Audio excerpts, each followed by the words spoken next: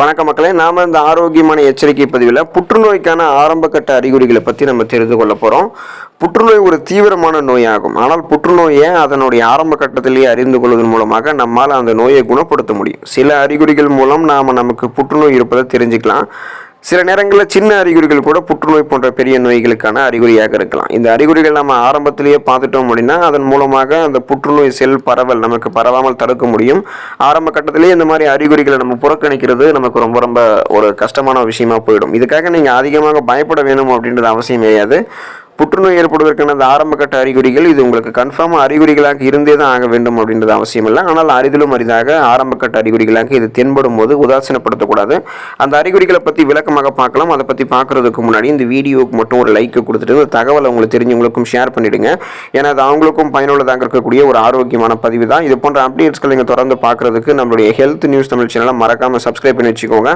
பக்கத்தில் இருக்கக்கூடிய பெல் பட்டனையும் கிளிக் பண்ணி ஆல் அப்படின்ற ஆப்ஷனையும் செட் பண்ணி வச்சுக்கிட்டீங்க அப்படின்னா நான் போடக்கூடிய எல்லா அப்டேட்ஸும் உங்களுக்கு நோட்டிஃபிகேஷன் அடிக்கடி வந்து சேரும். சரிவாங்க மக்களை, இப்போ வீடியோக்குள்ளே போயிடலாம். கடுமையாக உங்களுடைய உடல் எடை குறைய ஆரம்பிக்கும். இது புற்றுநோய்க்கான ஆரம்பகட்ட அறிகுறியாக பார்க்கப்படுது.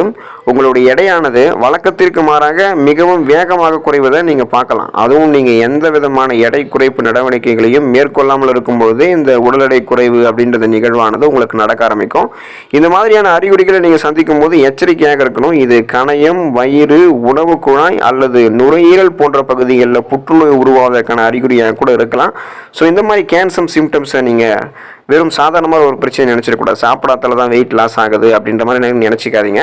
இது கண்டிப்பாக நீங்கள் ஒரு மெடிக்கல் செக்அப் எடுத்துக்கொள்ள வேண்டியது அவசியம். இது கேன்சருக்கான சிம்டம்ஸாகவும் பார்க்கப்படுது அப்படின்றத நீங்கள் மைண்டில் ஸ்டோர் பண்ணிக்கோங்க. உடலில் வீக்கம் அல்லது கட்டி ஏற்படுதல் புற்றுநோய்க்கான ஆரம்பகட்ட அறிகுறியாகவும் பார்க்கப்படுது. உடலின் ஏதாவது ஒரு பகுதியில் வீக்கம் அல்லது கட்டி ஏற்பட்டுச்சு அப்படின்னா அதை நம்ம கண்டுகொள்ளாமல் புறக்கணிக்கக்கூடாது. அது மற்ற அந்த சூட்டு கொப்பளமாக இருக்கும், நம்ம அதிகமாக வேலை செய்கிறதால நமக்கு அந்த மாதிரி கட்டியெல்லாம் வருது அப்படின்னு நினச்சிக்கூடாது. இது வயிறு, மார்பகம் போன்ற இடங்களில் புற்றுநோய் காரணமாக கூட கட்டிகளை ஏற்படுத்தும். எனவே இந்த மாதிரியான கட்டிகள் உங்களுக்கு நீண்ட நாட்களுக்கு இருக்குது அப்படின்னா கண்டிப்பாக நீங்கள் அதை மறைக்காமல், உடல் உறுப்புகளில் எந்த பாகங்கள்லையுமே இந்த மாதிரி கட்டிகள் இருந்துச்சு அப்படின்னா முதல்ல நீங்கள் அதை மறைக்காமல் உடனே மருத்துவரை அணுகுவது நல்லது. மருத்துவர் உங்களுக்கு சிகிச்சை வழங்குவார். அது மற்ற ஒரு கொப்புளம் தானே, கட்டி தானே, அல்லது புற்றுநோய்க்கான அந்த செல் பரவல்களால் வரக்கூடிய கட்டியா அப்படின்றத அவர் உங்களுக்கு ஆலோசனை வழங்கி அதுக்கான சிகிச்சையும் மேற்கொள்வாங்க. நீங்களாவே ஒரு முடிவுக்கு போகக்கூடாது. அது தொடர்ந்து இருமல் ஏற்படுவது அப்படின்றது புற்றுநோய்க்கான ஆரம்பகட்ட அறிகுறியாகவும் பார்க்கப்படுது. தொடர்ந்து இருமல் இருப்பது அப்படின்றது பல நோய்க்கான அறிகுறியாக கூட இருக்கலாம்.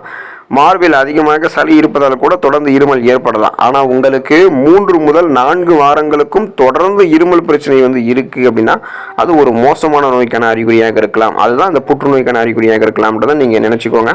ஏன்னா தொடர்ந்து இருமல், சளியுடன் கூடிய ரத்தம் வெளியேறுதல், அப்புறம் அடிக்கடி சுவாசிக்கிறதுல சிரமம் ஏற்படுவது, மூச்சு திணறல் ஏற்படுவதெல்லாம் நுரையீரல் புற்றுநோய்க்கான அறிகுறியாக இருக்கலாம். ஸோ அதனால் நீங்கள் கவனமோடு இருக்கணும். இந்த மாதிரி சுவாசம் சார்ந்த பிரச்சனைகள்லாம் இருக்குன்னா உடனே மருத்துவரை அணுகிக் கொள்வது நல்லது. மச்சம் அல்லது மருவில் மாற்றம் தென்படுதல் புற்றுநோய்க்கான ஆரம்பகட்ட அறிகுறியாக பார்க்கப்படுது.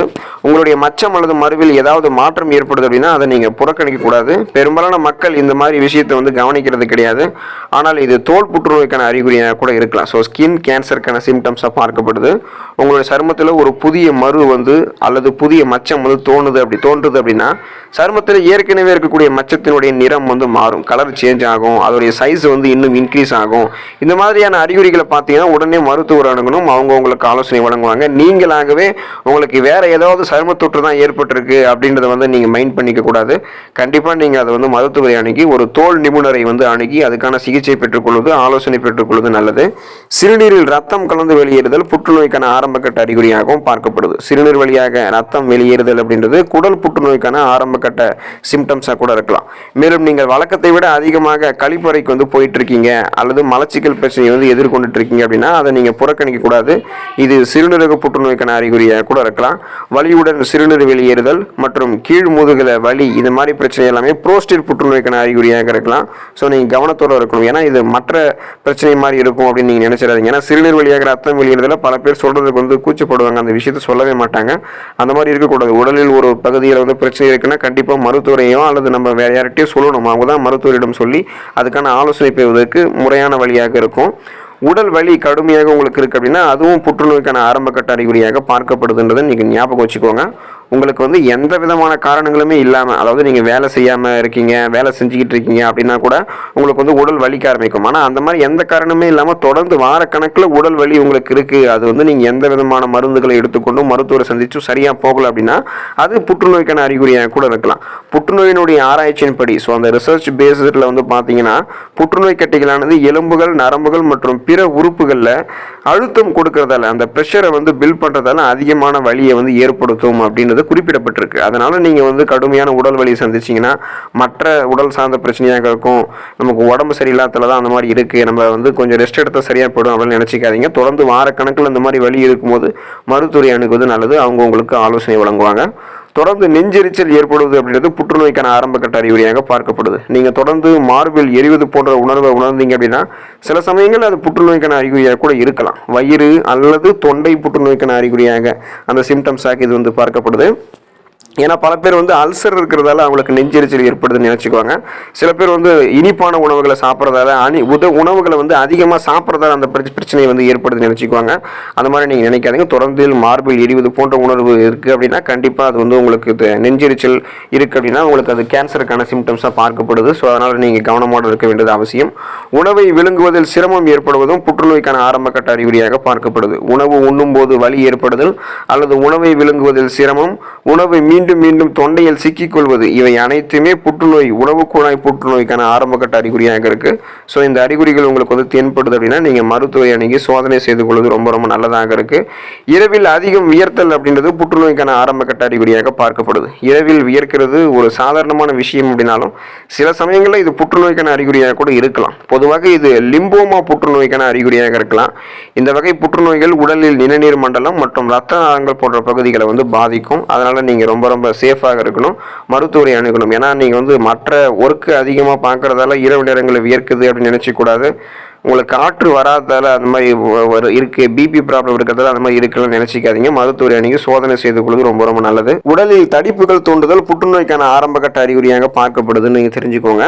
லூகேமியா என்ற இரத்த புற்றுநோயால் பாதிக்கப்பட்டக்கூடிய நபர்களுக்கு சர்மம் சார்ந்த பல பிரச்சனைகள் ஏற்படும்.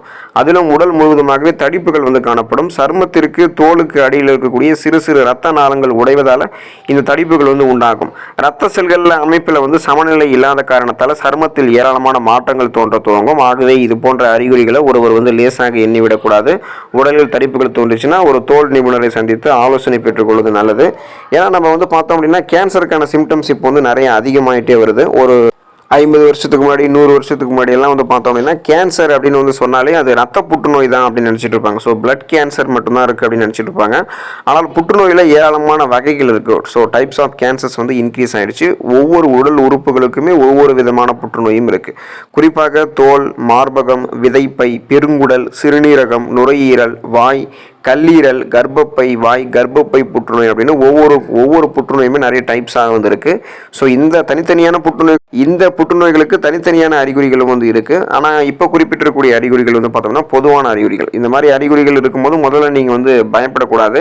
இது வந்து புற்றுநோய்க்கான அறிகுறிகளாக இருந்தே ஆக வேண்டும் அப்படின்றது அவசியம் இல்லை. ஆனால் அரிதிலும் அரிதாக உங்களுக்கு வந்து கேன்சருக்கான அறிகுறியாக கூட இருக்கலாம்.